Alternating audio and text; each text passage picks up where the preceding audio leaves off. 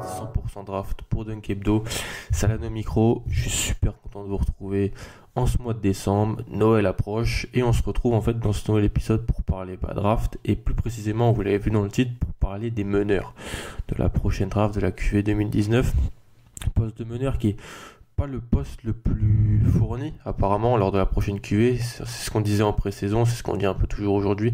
C'est surtout parce que si on compare avec les 3 dernières drafts par exemple, la différence est grande. C'est-à-dire que dans les 3 dernières drafts, on a eu 11 joueurs qui peuvent être vus comme des meneurs ou des combo guards qui ont besoin du ballon dans la loterie. 11 de ces joueurs, c'est quand même énorme.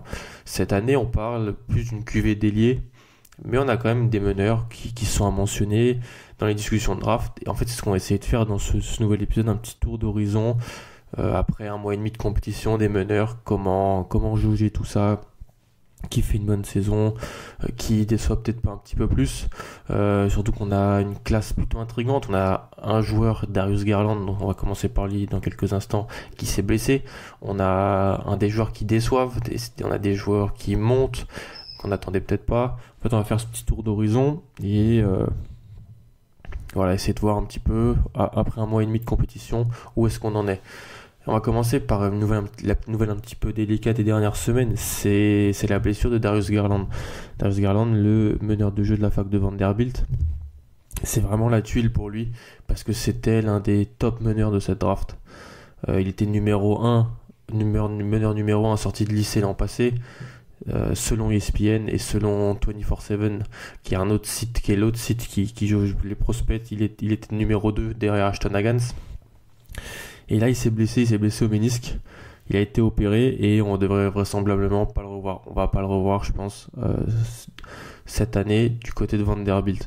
Donc, il a joué un total de 5 matchs pour 139 minutes. C'était vraiment début de saison. Donc, il n'a pas joué d'énormes équipes. Il y a un match qui était intéressant à voir, que j'ai regardé, que tout le monde a regardé pour Darius Garland, c'est son match face à USC. Il était intéressant à regarder pour Darius Garland, mais aussi parce qu'il y a d'autres prospects intéressants, que ce soit du côté de Vanderbilt ou du USC.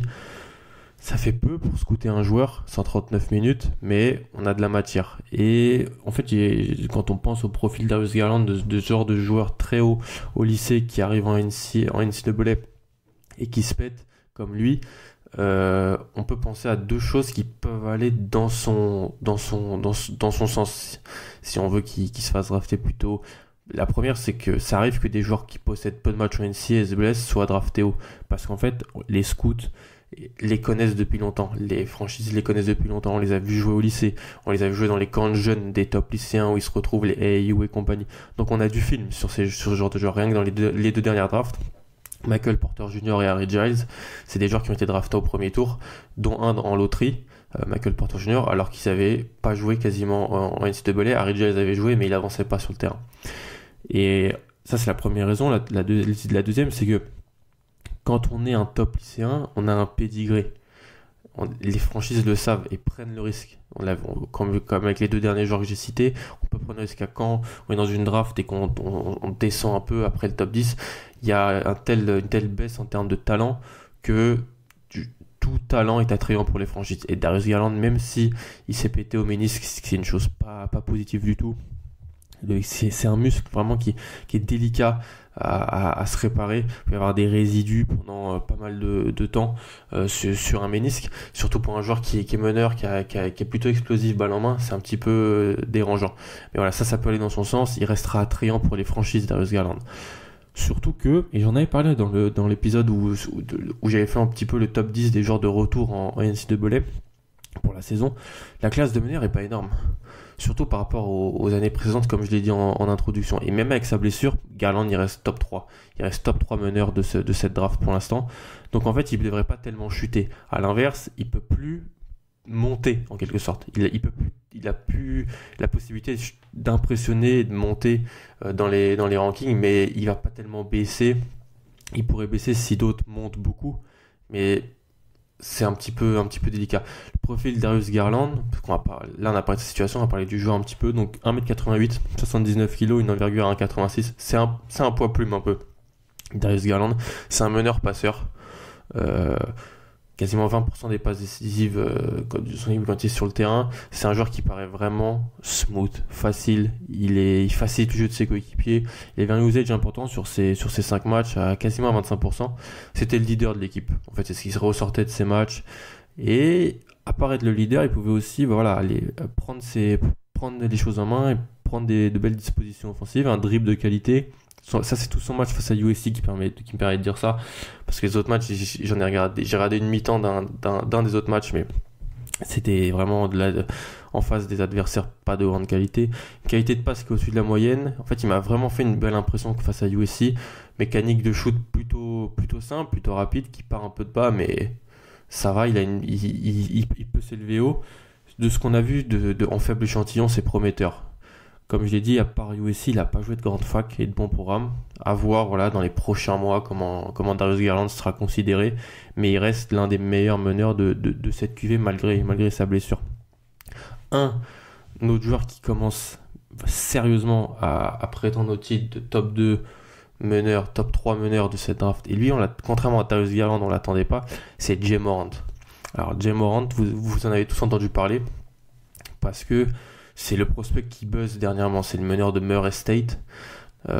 Il buzz tellement que dans les mock drafts sérieuses ou dans les émissions avec de bons spécialistes draft, je pense à le podcast de Sam Veceni par exemple, ou le podcast Hardwood Classic Homies, qui est un bon podcast très analytique sur les prospects.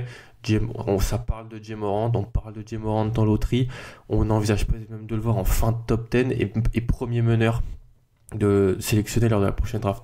Ça, c'est arrivé très vite pour Ja Morant, parce qu'en fait, c'est vraiment l'homme à tout faire de sa fac. C'est Murray State. Alors, il a été à Murray State, l'histoire est un petit peu cocasse.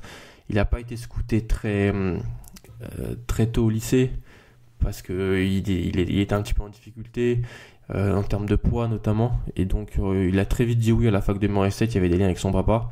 Et il a refusé plus tard une offre de South Carolina. Donc voilà, ça explique pourquoi il est dans une fac de seconde voire troisième zone comme peut l'être Murray State. Franchement, de ce que j'ai vu de son match face à Alabama, parce qu'il y a 2 matchs pour lui qui sont intéressants cette année, c'est Alabama et Auburn, c'est des équipes de la SEC, donc du Power 5. Il joue Auburn la semaine prochaine, ça sera intéressant. Il a déjà joué à Alabama. C'était un match important pour lui parce qu'il y avait une quinzaine de scouts NBA qui étaient là pour le voir. Et malgré la défaite de son équipe, franchement, il a vraiment impressionné. Quand tu sors 38, 9-5, que tu gardes ton équipe dans le match face à une équipe d'Alabama qui n'est pas exceptionnelle, mais qui est bien meilleure que celle de Murray State, c'est très impressionnant. Bien sûr, il y a eu les 10 pertes de balles, mais c'est vrai, sérieux, on peut pas tellement lui en vouloir. C'est toute l'attaque de son équipe, il crée tout, il doit tout faire, il doit prendre tous les risques, parce qu'à côté, aucun joueur n'est capable de créer de la séparation ou de créer son tir. Ça rappelle un peu de Trae Young l'an passé, peut-être même en pire. Donc c'est très notable. Profil de qualité de Ja Morant, c'est un combo guard super explosif. Je pense que tout le monde a vu le dunk qu'il a pété sur la tête de 2 joueurs d'Alabama sur la fin de match, où il prend le ballon. Petite dédicace à mon ami Pierre du podcast Russell Roll, un peu à la Russell Westbrook, quoi. Je prends le ballon, j'y vais, je te pète un gros tomard sur la tête. Il est très explosif, il est super explosif, il est très fort en transition. Dans les notes que j'ai prises du match face à Alabama, c'est ça, fort en transition, une belle capacité de drive avec un premier pas rapide, un cross de qualité qui lui permet de créer de la séparation. J'adore. Dès qu'un joueur arrive à créer de la séparation, moi je suis en kiff total, c'est extrêmement important. C'est un passeur honnête, et franchement il aurait plus de passes décisives si ses coéquipiers savaient un peu mieux jouer au basket. Son shoot est moyen, plus on va dire, il est plutôt bas sur ses jambes, la mécanique moyenne aussi, mais ça va, ça passe. Franchement ça passe, et pour son âge, pour son poids aussi, son poids est un problème. Il fait 1m91 pour 79 kg, j'aurais peut-être dû commencer par ça. C'est un peu compliqué, il peut se faire balancer, et malgré ça il arrive quand même à finir au cercle, plutôt honnêtement. Donc ça c'est intéressant. Il a une très belle capacité à changer de vitesse ballon en main. Toujours quelque chose d'intéressant pour un meneur sur des petits espaces pour accélérer, mettre le jus pour faire la différence. Et voilà, Ja Morant, il monte tout ça. Comme je l'ai dit un peu avant, c'est toujours compliqué de scouter ce genre de profil dans ce genre de situation. En fait, on peut toujours, on a les défenses, c'est très manichéen. On peut dire qu'il a personne autour de lui. Et donc, on l'excuse de ses pertes de balles, des actions forcées. C'est ce que je faisais avec Trae Young l'année passée. C'est ce que je fais avec Ja Morant en ce moment. Mais aussi, on peut mentionner le fait qu'il a beaucoup besoin du ballon. Beaucoup besoin du ballon. Et ça, faut le prendre en compte quand on s'attaque à son profil pour une franchise. C'est pas un meneur à la Trey Jones, dont on parlera peut-être un petit peu après, qui sera pas ball dominant. Ja Morant, il a besoin du ballon pour exister. Et en même temps, ses capacités, ses qualités sont telles que c'est intéressant de lui donner le ballon. Et là, il se place dans le top 3. Franchement, il se place avec Darius Garland. Donc, c'est une très belle surprise, le début de saison de Ja Morant du côté de Murray State. Alors après ça, on peut aller dans le négatif ou dans le positif. On va rester dans le positif, c'est ma bonne surprise. La bonne surprise de One and Done, c'est Coby White. Le meneur de UNC, Touf, on a envie de l'appeler. Parce qu'on voit que lui sur le terrain, il passe son temps à courir et avec sa coupe afro, c'est vraiment, il sort de l'écran. Coby White, 1m96, 84 kg, envergure un tout petit peu moins d'un 96. C'est ma bonne surprise.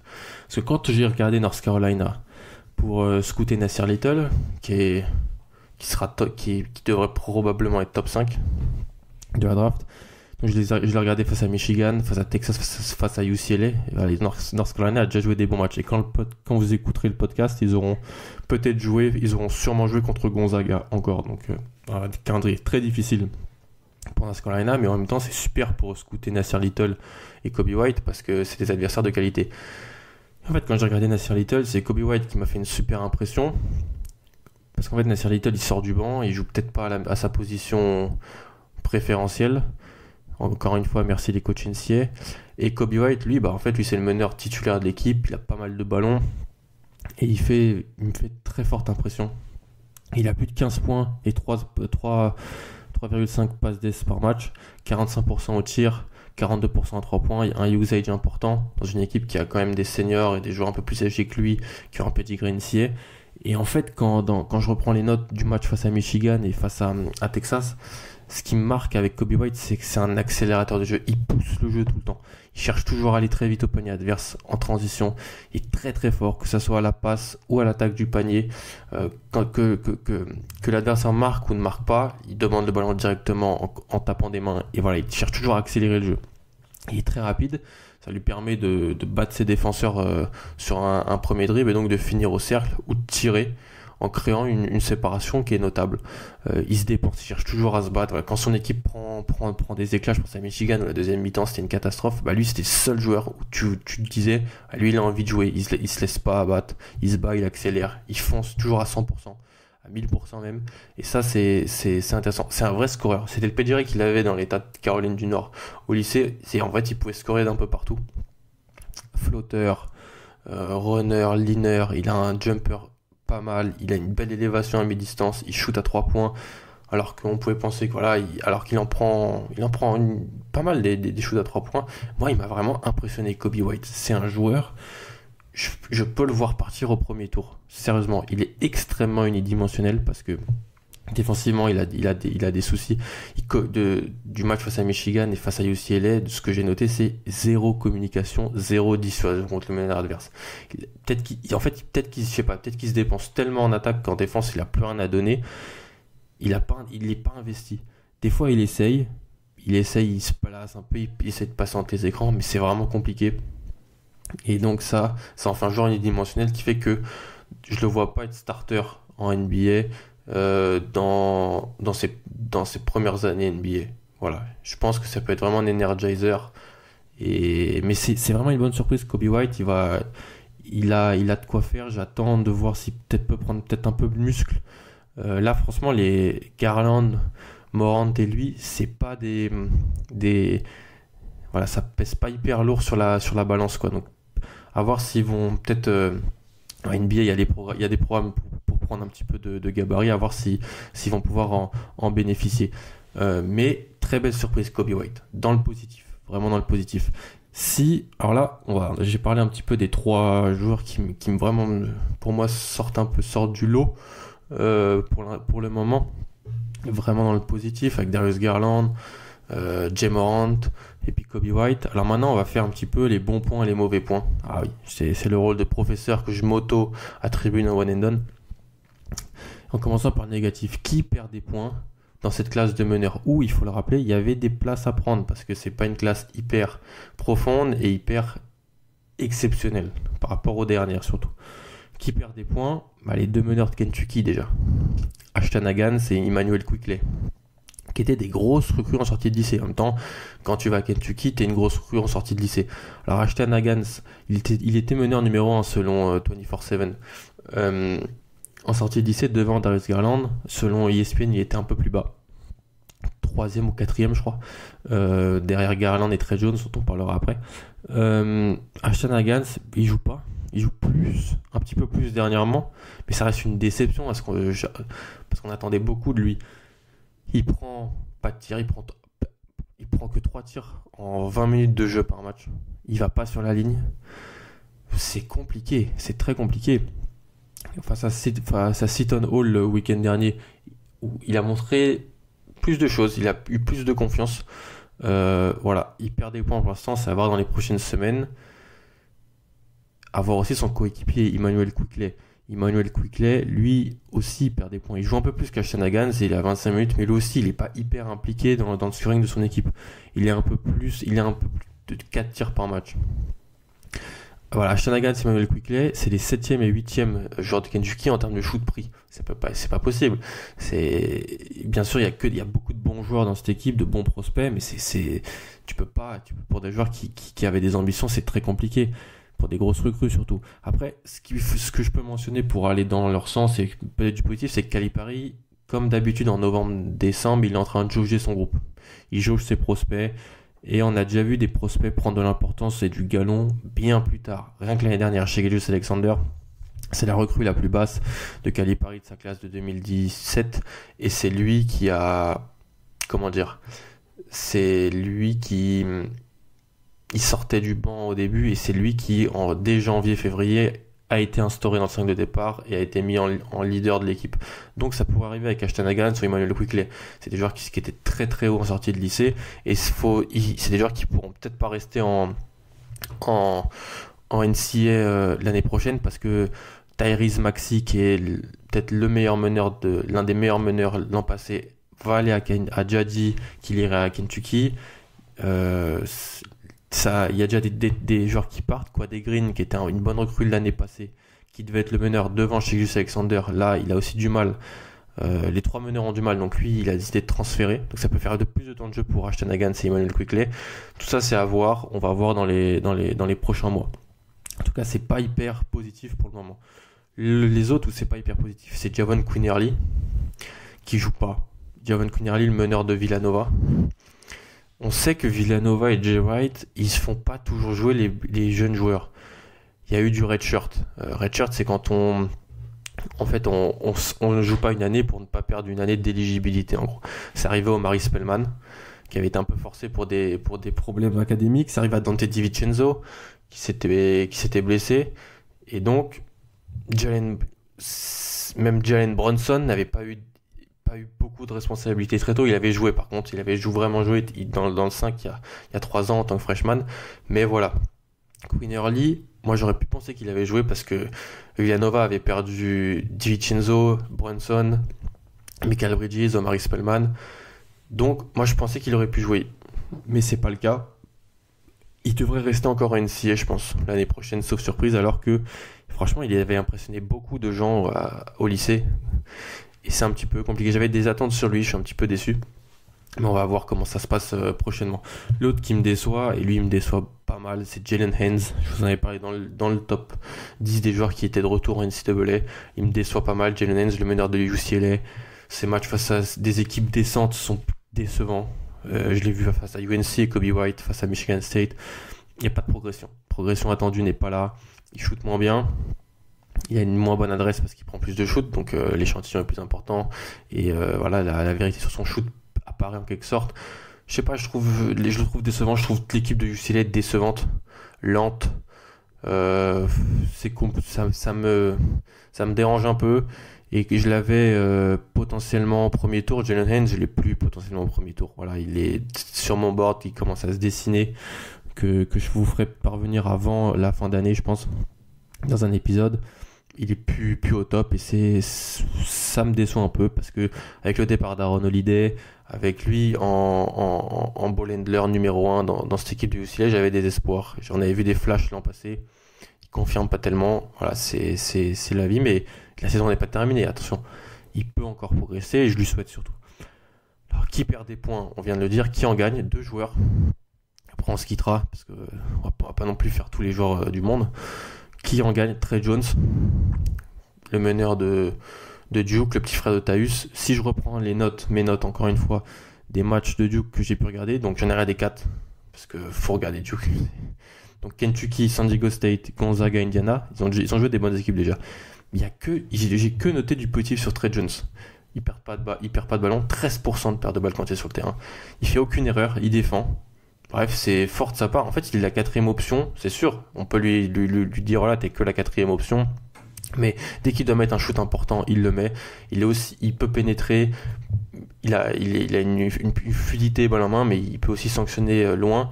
C'est un futur meneur backup en NBA comme son frère. J'envisage totalement ça.